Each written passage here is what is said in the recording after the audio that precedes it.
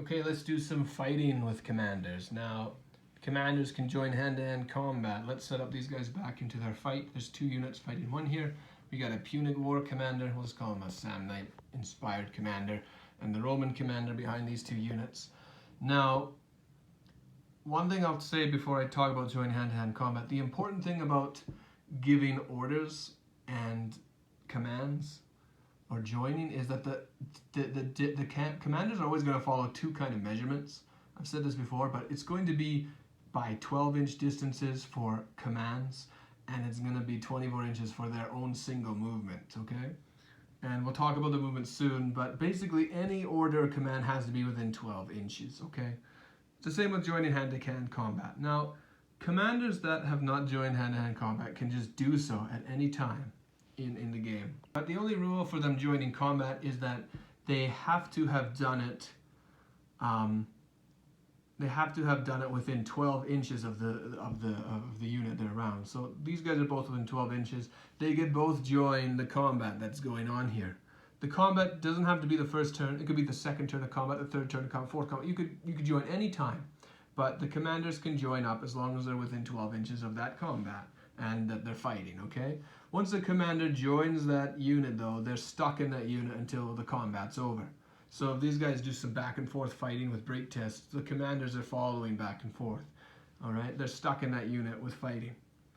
Now, I'm assuming, because it doesn't say this clearly in the rule book, but I'm assuming that if you have a commander join a unit, they will not be giving orders as they're too busy fighting or inspiring that unit. It doesn't say that explicitly in the rule books or anything like that, but I've always assumed that's the case because you can't give orders to units that are engaged. So I'm assuming that the commander also can't give orders out. So if your commander does join a fight and you use that kind of logic, then I would say that you want to have them join up when everyone around you either has initiative to follow or they're fighting something else. Okay? And now if a unit here is broken or shattered while they're part of hand-to-hand combat, bad things can happen to your commanders. And we'll talk about that soon. This is called risk to commanders. There's basically 3 ways your commander could die. Actually, there's 4 ways your commander could die. And I will start here with, I think I'll use I'll follow the rulebook order here. The first way a commander could get caught, and I'll move these guys over here to demonstrate, is let's say that our Punic War commander here is sitting on his own and some triarii are near him, and these guys get the order to engage the general, the enemy general. If these guys come up and engage the enemy general here, if the general gets caught, he is assumed to be taken prisoner and is just destroyed. He's taken outright, maybe slain, destroyed, whatever it is. It should be noted here that only enemy troops can capture your commander. An enemy commander cannot capture your commander, only enemy troops. So if these troops get on top of your commander, he's going to be captured. Not necessarily. He can move 24 inches out of the way. So if you have a threat of some enemy troops catching up to your commander, don't worry. You're allowed in one movement to use the commander's movement to just move 24 inches. This makes it very, very unlikely that your commander's ever going to be caught, especially if your commander's behind your front line. If your commander's out in the front of the army doing who knows what out there, taunting the enemy or surveying, I don't know, he's more likely to get caught. But as long as your commander's behind your own line, it's unlikely the enemy ever catches him. He's more likely to die in combat, if anything. The other risk to commanders is getting caught up in a unit that is broken or shattered. This can happen in 2 ways. It could happen in combat, as you see here, or it could happen from shooting if a unit is broken or shattered. And this rule applies for both of them. Now, this is probably going to happen mostly from combat. I don't think I've ever lost a commander from shooting. It can happen, but it's rare. But what happens here with combat is, let's say that this unit breaks or shatters. It doesn't matter. Either way, broke or shatter. What happens is you have to determine the fate of the commander in that break or shatter instance. Okay? So if a unit that he's joined is broken or shattered, you roll a single dice. 1 to 2, he's dead. 3 to 4, he's wounded. 5 to 6, he's unharmed. And I'll talk about wounded soon. But 5 and 6 is pretty obvious. 1 or 2, it's obvious he's removed and replaced by a reserved commander as discussed earlier. But yeah, that's basically it for if it's broken or shattered. That's for shooting, that's for combat. For shooting, and I don't have any archer units here to really show you. I could use short range, but I think I'll just explain it instead. For ranged attacks, it works a little differently.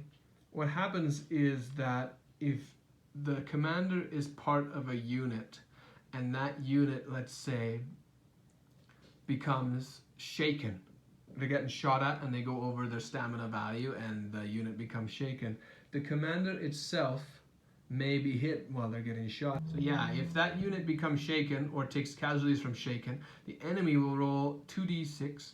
If he rolls a 12, it means that the commander was hit when those ranged attacks were coming at them. And this only happens when a unit's being shaken by ranged attacks, okay? What happens if you roll a 12, if the enemy rolls a 12, that means that your commander's hit. What happens is you roll another d6, a 1, 2, 3, he's slain, and on a 4, 5, 6, he's wounded. So if you roll that 12 when you're shooting at a shaken unit and the commander's hit, you're at least going to wound the commander at the most. Yeah, that's the least damage you can do. Otherwise, he'll be slain and replaced by a reverse commander. I keep saying that, a reserve commander. Now, hand-to-hand combat works similarly, where if a commander has joined a unit fighting, then if he contributes any attacks into the fight, then he has a risk to die. So say this commander joins this combat, and he puts a value. I'll tell you about the combat values soon. But say he puts some fighting value into this unit to try and attack this enemy. Regardless if those hits or those values hit or not, the commander risks being hit himself. And it's the exact same as shooting. You roll a 12 to see if the commander's hit. The difference from the shooting rule is that you are using a modifier here to see how many times he might be hit. So, for example, let's say that the commander, I'm going to talk about this now anyway. We're talking about fighting values when I'm talking about this. Fighting values is how much extra dice roll a commander adds to a unit when he joins it for fighting. This doesn't apply to shooting. The commander cannot add any shooting value. This only applies to melee. So the commander joins a unit, let's say, and he has a fighting value on him. Most generals in Hail Caesar have something like 2 or 3. You can decide before how much value you want to add to commander. But I think the rule is something like the general has 3 and then the commander has 2. And they can add those extra dice to a unit that they join while joining hand-to-hand combat. So if these guys had 6 sustained value for fighting, you could add 2 more for the general, 2 more attacks from this unit's status. Shaken and disorder affect those 2 attacks too, by the way. Anyway, let's say that this commander here adds 2 to the fighting value of this unit, okay? Because he added those values, that gives this enemy a chance to hit the general. If he adds 1 attack, that means that on a 12, this unit has hit the general or commander, whatever. If he adds 2 attack, on a roll of 11 or 12, he might hit them. If this commander was a general and added 3 attacks, a 10, 11, 12 might hit and hurt your general or commander, depending on however you rule it. So it's a little more risky adding attacks to units when the commander joins hand-to-hand combat. Sometimes it's worth it though, because you might need those extra dice to tip the combat or just deal an insane amount of damage. In any case, if the enemy does roll a 12 or 11 or 10, depending on the modifiers, it's exactly the same as the shooting rules. If you hit the general on a 1, 2, 3, the general or commander is slain, and on a 4, 5, 6, he's wounded. Okay? If you have a commander that is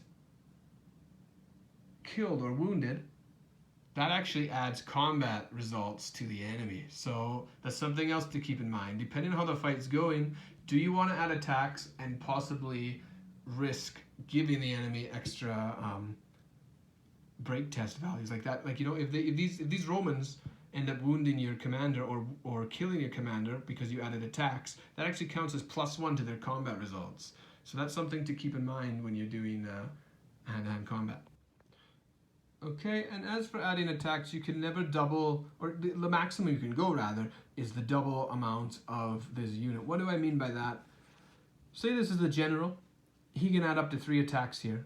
This is a standard unit of medium troops, let's say, and their normal value is 6 for sustained, he could add his 3 no problem. He'd give them a total of 9. But let's say that he joins a unit back here that's a small unit. They might also have only 3 for their sustained value. He could still add his 3, but he couldn't add, if he had, let's say it was Alexander or something crazy, you gave him 4 attack value. He couldn't add 4 to that because you can only maximize, or you can only double the amount of the unit he's joining attacks. He cannot make their attacks more than double.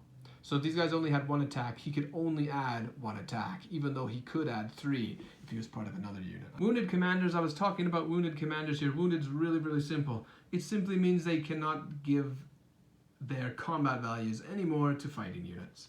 So if your commander's wounded, they simply can no longer join hand-to-hand combat. Okay? He can still rally a unit or issue orders otherwise, but he can no longer make attacks himself. So if a general or commander is wounded, that means that he can't add a value to the fighting value of any unit. Alright, that's all we're going to discuss for today. We're going to go over the last section of the rulebook in the next walkthrough video. And that'll be it for the Hail Caesar series. It's almost done. So I hope everything was clear today. It's been a long time since I've done one of these walkthrough videos, so I hope it wasn't too hasty or it wasn't too scattered. I felt at times maybe I was scattering all over the place. It's hard to explain things from just recollection and looking over at the book beside you sometimes. But yeah, hopefully it's clear. And if you guys have any questions or comments, leave them below. I'll get back to you. And if you want to see more, please like and subscribe to this channel. And we will continue making videos, hopefully more frequently here with it 2021. So thank you all for watching and have a good one. Bye now.